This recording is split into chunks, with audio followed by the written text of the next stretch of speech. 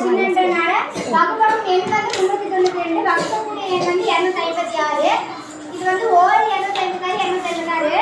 ஏன்னா வந்து 256 வந்து 392க்குள்ள அடங்குது. அதனால இது வந்து நம்ம கணிச்சு பார்த்தோம்னா 136 வருது.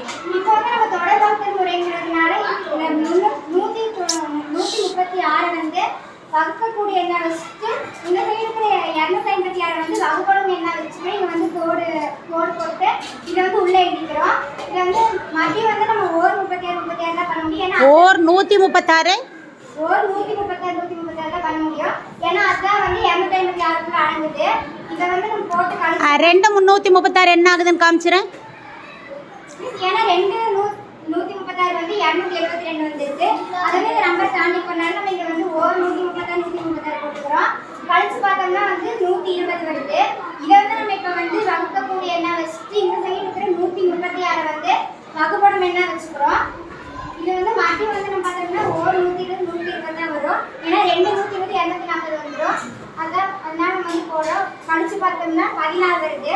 16 வந்து வகுக்கக்கூடிய எண்ணை வச்சு நம்ம இந்த சைடு இருக்க 120 வந்து வகுப்படும் எண்ணை வைக்கிறோம்.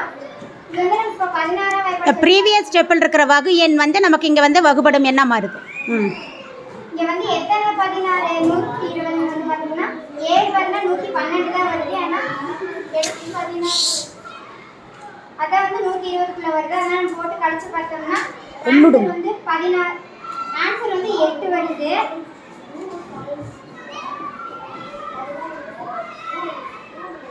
ஆன்சர் வந்து 8 வருது.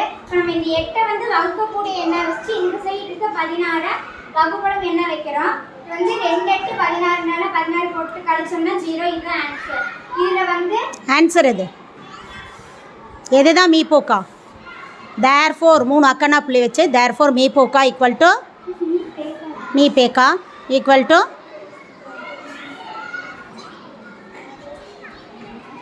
சொல்லு என்னன்னு. ஏரோ மார்க் போடு.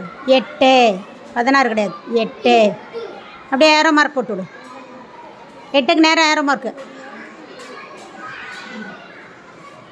நமக்கு வந்து மீபேக்கா வந்து 8. கிளாப் பண்ணுங்க. வெரி குட் யுவர்சன், வெரி குட்.